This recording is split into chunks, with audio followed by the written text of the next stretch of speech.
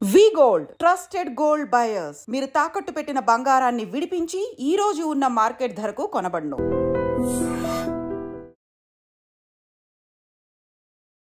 నమస్తే, welcome to I dream. నేను మీ ఝాన్సీ. ప్రస్తుతం మనతో సీనియర్ స్టాక్ మార్కెట్ అనలిస్ట్ ప్రభు గారు ఉన్నారు. ఆయన అడిగి ఇప్పుడు ఫార్మా సెక్టార్లో మనం ఇన్వెస్ట్ చేయడం కరెక్టా కాదా, మరి ట్రంప్ ఇంకొంత ట్యాక్స్ని ఎక్కువ చేసే అవకాశాలు ఫార్మా సెక్టర్పై ఉన్నాయి కాబట్టి ఈ టైంలో ఫార్మా సెక్టార్లో ఆలోచించి ఇన్వెస్ట్మెంట్ చేయాలా, చేస్తే మంచిదా చేయకపోతే మంచిదా, ఈ విషయాలను డిస్కస్ చేద్దాము. నమస్తే సార్. నమస్తే అండి ఝాన్సీ గారు. సార్, సేఫ్ సైడ్ ఉంటాము అంటారా ఫార్మా సెక్టార్లో? ట్యాక్సెస్ ఎక్కువ అవుతున్న కొద్దీ మనకి మళ్ళీ ఇన్కమ్స్ కానీ అన్నీ తగ్గే ఛాన్సెస్ ఉన్నాయి కాబట్టి ఇన్వెస్ట్ చేయమంటారా, పేషెన్స్తో ఉండమంటారా? అంటే వీళ్ళు ప్రతీకార సుంకాలు వేస్తున్నాడు ఆయన, రెసిప్రొకేషన్ ట్యాక్స్ కానీ, అంటే భయపెట్టి భయభ్రాంతులు చేసి ఆయనలోకి వాళ్ళు చెప్పినట్టు ఉండేటట్టు చేస్తున్నాడు. కెనడాకి మెక్సికోకి ట్యాక్స్లు విపరీతంగా వేస్తున్నాడు, పెరిగిపోతాయి. ఇక అది ఇంప్లిమెంట్ చేస్తారా వెనక్కి అడుగేస్తాడా అనేది మనం చూడాలి. ఇంకా మనకి 7th ఉంది ఫార్మా సెక్టర్ మీద 25% అంటున్నాడు. 25% అంటే మరి ఎంత ఉండేది సార్? ఇంతకుముందు 10% ఉండేది. డబుల్ కన్నా ఎక్కువ, ట్రిపుల్ నియర్లీ. సో అంటే అది ఇంప్లిమెంట్ చేస్తారా లేదా, ఎందుకంటే ఫార్మా మీద ప్రిస్క్రిప్షన్ మొత్తం మనదే, ఇండియాదే. అది ఏపీఐది చైనా నుంచి ఎక్కువ తీసుకుంటారు. ఇండియా కూడా మనం 30% మనం ఎక్స్పోర్ట్ చేసే దాంట్లో 30% యుఎస్కి పంపిస్తాం, మేజర్ వాళ్లే. సో అట్లాంటి ఇప్పుడు సపోజ్ అది ఆపారనుకోండి, లేకపోతే ట్యాక్స్ పెంచారు, ఏమవుద్ది? అల్టిమేట్గా కింద కొనుక్కునే కొనుగోలుదారికి రేట్లు పెరుగుతాయి. సో ఆయన బిజినెస్ మ్యానే ట్రంప్. ఎందుకు ఇట్లా చేస్తున్నారు? ఎందుకంటే వాళ్ళనే ఇబ్బంది పెడతాడు ఫైనల్గా. అల్టిమేట్గా ఇబ్బంది పడేది యుఎస్ ప్రజలే. ఇప్పుడు ఇవాళ 10 రూపాయలు కొనుక్కుంది, రేపు 20 రూపాయలు కొనాల్సి వస్తుంది 100%. ఇవన్నీ ఈ ట్యాక్స్ తరీఫ్ వల్ల, ట్యాక్స్ వార్ వల్ల ఇబ్బంది పడేది కూడా వాళ్ళే చివరికి. అందుకే ఎట్టి పరిస్థితుల్లో వెనక్కి అడుగు వెయ్యాల్సిందే. ఎందుకంటే వాళ్ళు ఫార్మా అంతా మన దగ్గర నుంచి తీసుకోవాల్సిందే, ఆల్టర్నేట్ ఛాన్స్ లేదు. ఇప్పుడు యుఎస్ఎఫ్డిలో కూడా ఏ కంట్రీలో ఎక్కువ ఉన్నాయి? 650 కంపెనీస్ మన ఇండియాలోనే ఉన్నాయి. యుఎస్ఎఫ్డి పర్మిషన్ తీసుకున్న కంపెనీస్ మన దగ్గర నుంచి ఎక్కువ పోతున్నాయి కదా. మరి ఈ కంపెనీస్కే ట్యాక్స్ వేస్తే రేపు వీళ్ళు కొంచెం తగ్గించినా లేకపోతే పెంచినా 25% వేసుకొని అమ్మాలంటే వాళ్ళు ఆటోమేటిక్గా రేట్లు పెరుగుతాయి, వినియోగదారుకి రేట్లు పెరుగుతాయి, తట్టుకోలేరు వాళ్ళు. మళ్ళీ వాళ్ళకే అది నెగిటివ్ అవుతుంది కదా. తిరిగి వచ్చి మళ్ళీ ఎటు వచ్చినా వాళ్ళకే వస్తుంది మళ్ళీ ఇబ్బంది. సో ఎక్కువ ఇది ఉంటుంది కాబట్టి ఆటోమొబైల్, సెమీ కండక్టరు, ఫార్మాకి ఈ మూడింటికి వేస్తానని చెప్పాడు. సో ఫార్మా మెయిన్ ఉంది. ఇప్పుడు ఫార్మాలో ఇన్వెస్ట్మెంట్ చేయొచ్చా అంటే, మనం కోవిడ్లో ప్రతి కంట్రీ దాదాపు 60 కంట్రీస్ మనం సేవ్ చేసాం. మనం చేసాం కోవిడ్లో. మనం చేసిన మెడిసిన్ ఉత్పత్తి, దానివల్ల కోవాక్సిన్ కానీ ఆ ఇంజక్షన్లు కానీ మనం పంపించినాయి కదా. సో మేజర్ మన నుంచే సేవ్ అయ్యారు. అందుకని అందరికీ ఒక గురుంది, ఇండియా అంటే ఒక గురుంది. ఫార్మాలో ఇన్వెస్ట్మెంట్ చేయొచ్చా అంటే, ఇప్పుడు ఇన్స్టెంట్గా డౌన్ అయినా లాంగ్ రన్ బాగానే ఉంటుంది. ఇప్పుడు యుఎస్ కూడా ఆయన ఏమన్నాడు, క్యాన్సర్ మెడిసిన్లు అన్నీ తగ్గిస్తా అన్నాడు. ఇప్పుడు మరి తగ్గించేది ఎక్కడ కనపడలా. ఇంకా ఆయన పెంచుతానే అంటున్నాడు. ఆయన చెప్పేది ఒకటి, బయట చేసేది ఒకటి అన్నట్టుంది. విధానాలు వేరు ఉన్నాయి. అంటే it's wrong selection by them 100%. ఎందుకంటే ఇప్పటికే రివోల్ట్ వస్తుంది, ఇంపీచ్మెంట్కి వెళ్ళే ఛాన్స్ కూడా ఉంటుంది ఇట్లానే కంటిన్యూ అవుతాయి. ఏదేమైనా ఆయన మార్క్ ఫస్ట్ 3 months 6 months ఉంటుంది. ఎవరైనా ఇప్పుడు కొత్తగా వచ్చినప్పుడు ఒక కంపెనీ నుంచి ఇంకో కంపెనీకి CEO వచ్చినప్పుడు ఆయన ఏం చేస్తాడు, నా మార్కు కనపడాలి అనే ఉద్దేశంతో కొంచెం చేంజెస్ చేస్తాడు. 100% కనపడాలి కాబట్టి. సో ఇప్పుడు ఈయన కూడా అంతే అనుకోవాలా, లేకపోతే ఇంకా ఈ 6 నెలలు కాబట్టి ఇంకా కంటిన్యూ చేస్తాడా? పడేది ఇబ్బంది వాళ్ళే అల్టిమేటింగ్గా. సో ఎంతవరకు ఉంటుంది అనేది మెయిన్ కారణం. ఒకసారి ఇంక్రీజెస్ చేస్తే ట్యాక్స్ ఇయర్ మొత్తం లేదా ఆయన ఉన్నంతకాలం అలా ఉంటుందా? మళ్ళీ ఏమైనా చేంజెస్ పాలసీలు చేంజ్ చేయొచ్చు. ఇప్పుడు మనకి చేయాల్సిన పని కూడా లేదు, లేకపోతే అసలు 0 ట్యాక్స్ కూడా చేయొచ్చు, తగ్గించినా కూడా తగ్గించవచ్చు. అదే యుఎస్ పాలసీ ఇష్టం. సో ఏది లాభమో ఏది నష్టమో చూసుకొని వాళ్ళు ఎవరికి ఎక్కువ చేయాలి, ఎవరికి తక్కువ చేయాలి, ఎవరు ఆయన మాట వినాలి. ఎందుకంటే ఎక్కువ మెడిసిన్ మనదే కాబట్టి మనం చెప్పినట్టు ఆయన వినాలి. సో అందుకని డెఫినెట్గా ఇట్లాంటివి కొన్ని ఉంటాయి కాబట్టి ఎక్కువ యూఎస్కే 30% మనం పంపిస్తున్నాం. 30% అంటే మనం ఎక్స్పోర్ట్ చేసిన దాంట్లో డెఫినెట్గా ఇది మంచి ఇదే కదా.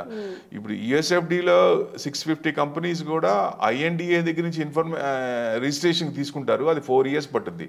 ఇది 4 years ఒక యుఎస్ఎఫ్డిఏ కంపెనీ పర్మిషన్స్తో తీసుకొని ఫామ్ అవ్వాలంటే 4 ఏళ్ళు పట్టుద్ది. మరి 4 ఏళ్ళు 600 కంపెనీలు అన్నీ 650 కంపెనీస్ ఉన్నాయి. ఈ కంపెనీస్ కాదనుకొని వాళ్ళు వేరే వాళ్ళకి ఇవ్వాలంటే ఎంత టైం పట్టుద్ది మళ్ళీ. సో ఈయనకు ఉండేదే 4 ఏళ్ళు. ఈ 4 ఏళ్ళు మరి ఎంతవరకు చేస్తాడు, ఎన్ని కంపెనీలకు చేస్తాడు? ఈ 4 కాబట్టి ఈ కంపెనీలు కూడా ఇంత ఇన్వెస్ట్మెంట్ చేసి ఆ యుఎస్కు ఉన్న అవకాశాన్ని పోగొట్టుకోరు కదా. సో ఇలాంటివన్నీ ఇబ్బందులు వస్తుంటాయి. సో ఇట్లాంటివన్నీ రాకుండా ఉండాలంటే సరైన డిసిషన్స్ ఉండాలి. ఎందుకంటే అవ్వాలి, ఎట్టి పరిస్థితుల్లో 6 months లోనే అవ్వాలి. ఫస్ట్ 6 months లోనే 3 months 6 months లో మారాలి. ఎందుకంటే మెక్సికో కెనడా ట్యాక్స్ అంటున్నాడు, అది తెలిసిపోద్ది. నెక్స్ట్ మళ్ళీ 7th మనది ఉంది. సో ఇట్లా డెడ్ ఎండ్ ఉంది కాబట్టి ఆయన ఈ లోపలే కొంచెం ఇది చేసుకొని మేబీ వాళ్ళు కూడా ఆల్టర్నేటివ్ చూసుకుంటారు కదా. ఇప్పుడు ఇంత ట్యాక్స్ మనకు వస్తున్నప్పుడు ఎవరైతే ట్యాక్స్ తక్కువ ఇస్తారో వాళ్ళకి ఎక్స్పోర్ట్ చేద్దామని వాళ్ళు కూడా నేను అనేది అదే. యుఎస్ఎఫ్డిలో పర్మిషన్స్ ఉన్న కంపెనీ ఏ కంట్రీ ఉంది? ఎక్కువ కంపెనీస్ ఉన్నాయి, ఎక్కడున్నాయి? లేవు. మన దగ్గర ఉన్న ఏ కంట్రీకి లేవు. సింగిల్ డిజిట్ నెంబర్ లో ఉంటాయి. మనకు 650 ఉన్నాయి. ఈ పర్మిషన్స్ అన్ని ఇప్పటి నుంచి స్టార్ట్ చేసి వేరే కంపెనీ కంటే ఎట్లా వస్తాయి? రావు కదా. అది టైం పట్టుద్ది కదా. టైం టేకిన్ అది. ఐఎన్డిఏ నుంచి మళ్ళీ పర్మిషన్ తీసుకోవాలంటే 4 years పట్టుద్ది మినిమం ఆ పర్మిషన్ రావడానికే. మరి అక్కడి నుంచి మళ్ళీ ఏ కంట్రీకి ఎక్కడికి వెళ్తాడు? ఇంకా ఛాన్సే లేదు, 80% ఛాన్స్ లేదు. ఆయన ఈగో తగ్గించుకోవాలంతే. ఆయన ఈగో తగ్గించుకొని దారికి రావాలంతే. ఎందుకంటే పెద్దన్న పొజిషన్ తగ్గుతుంది, డిగ్రేడ్ అవుతుందంట, డీడాలరైజేషన్ అవుతుంది, 100% డీడాలరైజ్ అవుతుంది. ఆయనకి ఏంటంటే బ్రిక్స్ చూస్తే భయం, రేపొద్దున వీళ్ళు మమ్మల్ని ఇది చేస్తారు అనేది భయం. ఎందుకంటే బ్రిక్స్ ఏ రకంగా చూసినా పెద్దది. వాళ్ళల్లో అందరిలో చైనా అంటే భయం ఉంది కాబట్టి ఒక రకంగా ఉంది. కానీ చైనా కూడా కరెక్ట్గా ఉంటే యుఎస్ని మామూలుగా లెఫ్ట్ అండ్ రైట్ చెడు కూడా అడుకోవచ్చు. ఎందుకంటే ఎక్కువ ఉన్నాయి, డెట్ కూడా ఉంది వాళ్ళకి పెద్ద విపరీతంగా. ఇదివరకు ఉన్న ప్రొవిజన్స్ అన్ని తగ్గిపోతున్నాయి యుఎస్లో. ఇదివరకు ఉండవు. అదే one day will come, everyone will want to come to India and do the job. అది ఎప్పుడు చూస్తాం? మన తరం చూస్తామా, లేకపోతే ముందు తరం చూస్తామా, ఆ పైన తరం చూస్తామా అనేది తెలియదు. కానీ ఎప్పుడో ఒకసారి డెఫినెట్గా ఇప్పుడు యుఎస్కి ఎట్లా పరిగెడుతున్నామో రేపొద్దున అందరూ ఇండియా కూడా వచ్చే పరిస్థితి ఉంటుంది. అదే కదా మన ప్రైమ్ మినిస్టర్, మన గ్రేట్ ప్రైమ్ మినిస్టర్ మోడీ గారు చెప్పేది. అమృత్ కాల్ స్టార్ట్ అయింది 2047. లాస్ట్ 10 years కాకుండా అంతకుముందు 20 years, అంటే దాదాపుగా 91 నుంచి 2010, 2015 దాకా చైనా ఎలా జీడిపి పెరిగిందో మనకి ఇప్పుడు ఆ పరిస్థితి ఉంది. సో ఈ జియోపొలిటికల్ టెన్షన్స్ కొన్ని ఉంటాయి కాబట్టి ఆ టెన్షన్స్ అన్ని సెట్ చేసుకుంటా, ఎఫ్ఐస్ని అట్రాక్ట్ చేసుకుంటా, డిఐఎస్ని సపోర్ట్ చేస్తూ ఉంటే మార్కెట్ అసలు ఎక్కడో ఉంటుంది.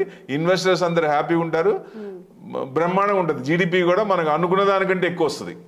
సో ఇవన్నీ చూడాలి కాబట్టి దీని ప్రకారం ఉంటుంది. అంటే ఎక్కువ జనరిక్ మెడిసిన్స్ కూడా మన దగ్గర నుంచి యుఎస్కి వెళ్తున్నాయి.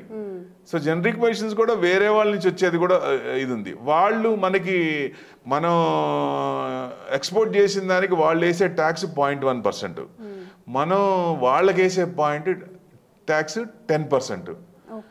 సో ఇప్పుడు గవర్నమెంట్ కూడా ఆలోచిస్తుంది యుఎస్ ప్రొడక్ట్స్కి మనం చేసే దాంట్లో ఏమేమి తగ్గించగలం, ఏమేమి చేయగలం అనేది కూడా చూస్తుంది అన్నీ. ఎందుకంటే లాస్ట్ టైం ప్రైమ్ మినిస్టర్ గారు మొన్న వెళ్ళినప్పుడు మొత్తం అన్ని ఇది చేసుకొని వచ్చినట్టున్నారు. కొంచెం అన్ని తగ్గుతున్నాయి. ఎగ్జాంపుల్ టెస్లా 110%, అది 15% ట్యాక్స్. అది కూడా మ్యానుఫ్యాక్చరింగ్ చేస్తే 15%, ఇక్కడ మ్యానుఫ్యాక్చరింగ్ ప్లాంట్ పెడితే. లేదు అంటే 70%. 70. సో 110 నుంచి 70 వచ్చినా బ్రహ్మాండమే. అంటే బయట నుంచి కార్లు వేసుకొని ఇక్కడ అమ్ముకోవడానికి. లేదు, మన మెయిన్ కండిషన్ ఏంటంటే ఎవరైనా సరే ఇక్కడ మ్యానుఫ్యాక్చరింగ్ చేసి ఇక్కడ సేల్ చేయాలి. అప్పుడు ఎందుకంటే ట్యాక్స్ మనకి ఎక్కువ వస్తుంది, మనకి ఎక్కువ గవర్నమెంట్ జీడిపి కూడా బాగా ఫ్లరిష్ అవుతుంది, ఎక్కువ ట్యాక్స్ వస్తుంది ఆ కంపెనీ నుంచి. సో ఆ కండిషన్స్ ఉంది కాబట్టి డెఫినెట్గా వాళ్ళు ఇక్కడ మ్యానుఫ్యాక్చరింగ్ ఇంకా చేస్తామా, లేకపోతే ఇమీడియట్గా సేల్ స్టార్ట్ చేసి 1-2 yearsలో మ్యానుఫ్యాక్చరింగ్ ప్లాంట్ పెడతామా అనేది వాళ్ళు ఆలోచిస్తున్నారు. ఇమీడియట్గా స్టార్ట్ చేస్తే అది మంచిది. ఎంత ట్యాక్స్ రావాలో అంత ట్యాక్స్, ఇలాంటి ట్యాక్స్లన్నీ తీసుకొని మనకున్న మిడిల్ క్లాస్ ఫ్యామిలీస్ ఎక్కువ కాబట్టి అసలు ఈ ఇన్కమ్ ట్యాక్సే ఎత్తేయచ్చు. ఇట్లా కొన్ని మేజర్ ఉంటాయి. కొన్ని కంట్రీస్ లో ట్యాక్స్ లేదు కదా. ఇప్పుడు అమెరికా కూడా ట్యాక్స్ తీసేసింది కదా సార్ వాళ్ళ సిటిజన్స్ కి.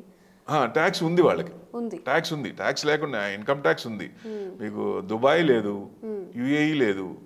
సో వాళ్ళకి ఇన్వెస్ట్మెంట్ హెచ్ఎన్ఐ క్లయింట్స్ కూడా అక్కడ ఏ కంట్రీస్ అయితే మేజర్ ఒక 10 కంట్రీస్ ఉన్నాయి, ఆ కంట్రీస్కి అమౌంట్ వెళ్ళిపోతుంది.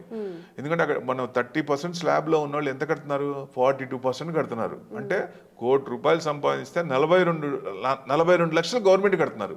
మరి అది పెయినే కదా. ట్రంపే అన్నాడు, అంతెందుకు ట్రంపే అన్నాడు, మీ ట్యాక్స్లు ఎక్కువ కలెక్ట్ చేస్తారు, ఇండియాలో ట్యాక్స్లు ఎక్కువ అని. వరల్డ్ మొత్తానికి ఆ ఫీలింగ్ ఉంది, ఇండియాలో ట్యాక్స్లు పిండుకుంటారు, టారెత్తిస్తారు జనాల్ని, ఆ ట్యాక్స్ తగ్గాలి. తగ్గే అవకాశం ఏమైనా ఉందా సార్ మరి ఇయర్? అంటే ఐటీ కూడా ఎప్పటి నుంచో తగ్గిస్తాం, పెంచుతాం అని ఇప్పుడు కూడా కండిషన్ పెట్టారు. 12 lakhs ఏమి లేకుండా ఓన్లీ శాలరీ బేస్ ఓన్లీ ఉంటే 12 lakhs వస్తుంది. ఇప్పుడు మీరు ఈక్విటీ మార్కెట్లో కానీ ఎక్కడైనా అదర్ సోర్స్లో కానీ ఇన్వెస్ట్మెంట్ చేసి దాని మీద ఇంట్రెస్ట్ వచ్చినప్పుడు ఈ 12 lakhs వర్తించదు. 4 లక్షలే ట్యాక్స్ వస్తుంది మినిమం లేకుండా. అక్కడ కిటుకు పెట్టారు అక్కడ.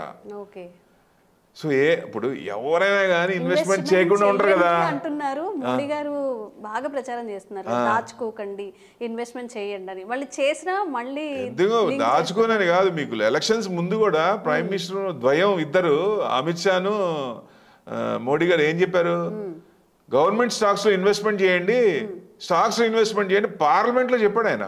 ఏది ఎగ్జాంపుల్ గా కాంగ్రెస్ ని చూపిస్తూ మీరు నా అమౌంట్ ఎందుకు పడతారు, గవర్నమెంట్ స్టాక్స్ లో ఇన్వెస్ట్మెంట్ చేయండి, పెద్ద డబ్బులు వస్తాయి అన్నట్టు. అంటే ఇండైరెక్ట్ గా చెప్పినట్టు. బయటకు వచ్చిన తర్వాత అమిత్ షా కూడా ఆయన కూడా చెప్పారు కదా ఇన్వెస్ట్మెంట్ చేయండి ఏం పర్లేదని. ఆ తర్వాత కూడా పెరిగింది మార్కెట్, బాగానే వచ్చింది. ఇప్పుడు ఆల్ టైమ్ హైలో ఉంది 26,277, అంటే 26,300 అనుకోండి. అక్కడి నుంచి 19,000 నుంచి వరుసగా పెరిగింది కదా. సో పెరిగినప్పుడు కొంత పడితేనే మంచిది కదా, ఎంత పడుతుంటేనే మనకి హెల్తీగా ఉన్నట్టు. కంటిన్యూగా పోతుంటే ఎక్కడ కొనుక్కోవాలా, ఏదో రేట్లు కొనుక్కోవాలంటే భయం కదా. 100లో కొనాలా, 200లో కొనాలా, 300లో కొనాలా, పోతూనే ఉంటాయి. అదే మీకు 100కి వెళ్ళి 150కి వెళ్ళి మళ్ళీ వెనక్కి వచ్చింది అనుకోండి, ఓహో ఇది రేంజ్ బౌండ్స్ మారింది, కిందకు వచ్చింది కాబట్టి ఈ రేంజ్లో కొనొచ్చు అనేది ధైర్యం అవకాశం దొరుకుతాయి కాబట్టి అది మనం సద్వినియోగం చేసుకోవాలి. ఇట్లా ఐఎస్ఎఫ్డి నుంచి కూడా 650 కంపెనీస్ ఉన్నాయి. సో ఇట్లాంటి వాటికి మనకి వేరే కంట్రీ ఎవరికి లేవు కాబట్టి మనం హ్యాపీగా కూర్చోవచ్చు. 100% ఆయన దారికి వచ్చి తీరాల్సిందే. ఏదో ముందు ఆయన మార్కు చూపించాలి కాబట్టి ఆ రకంగా చేస్తాడు. ఎక్కువ జనరిక్ కూడా మనమే పంపిస్తున్నాం కాబట్టి ఏపీఐ కూడా మనం 30% ఉంది, మనం 72% చైనా నుంచి తీసుకుంటున్నాం. ఇక్కడి నుంచి ఒక 30% వాళ్ళకి పంపిస్తున్నాం. సో చైనా నుంచి కూడా వాళ్ళు మొత్తం గెట్అవుట్ చైనా అన్నాడు కదా, చైనా అంటే ఆయన పడట్లేదు. సో గెట్ ఇన్ చైనా అనాలంటే మనం ట్యాక్స్ హోప్స్ వాళ్ళకి ఇవ్వాలి.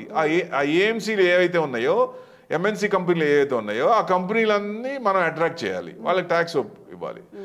చైనా నుంచి వచ్చే కంపెనీల్లో దాదాపుగా ఫార్మా కంపెనీ కాకుండా మిగతా కంపెనీలు ఒక 30 కంపెనీస్ బయటకు వద్దాం అనుకున్నప్పుడు last 5 yearsలో 15 companies has gone to Vietnam. Vietnam ఎంత కంట్రీ, ఇంత చిన్న కంట్రీ, వాళ్ళు ట్యాక్స్ భయంకరంగా ట్యాక్స్ ఇచ్చారు, అట్రాక్ట్ చేసుకున్నారు.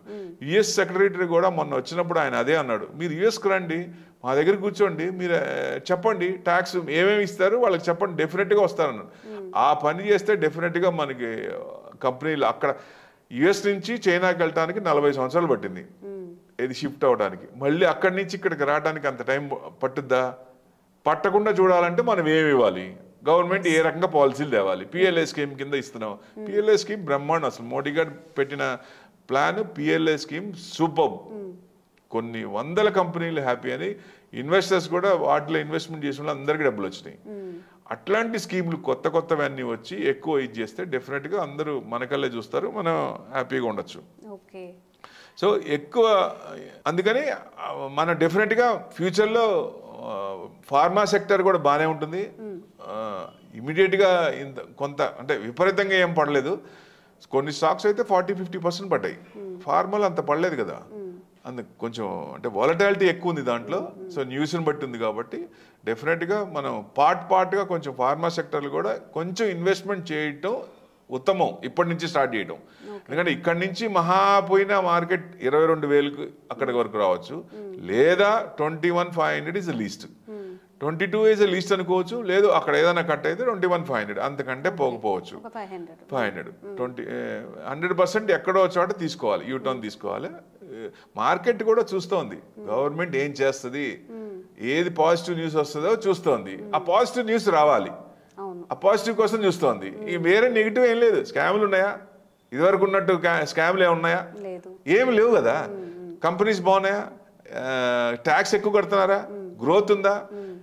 Q3 ఒకటి బాగాలేదు, Q2 Q3 బాగాలేదు, Q4 బాగుంది అనుకోండి, మనం యూటర్న్ తీసుకున్నట్టే. Q4 బాగుందా లేదా మనం చెక్ చేసుకోవాలి. సో దాన్ని బట్టి ముందుకెళ్ళచ్చు. Okay, thank you sir. Thank you అండి.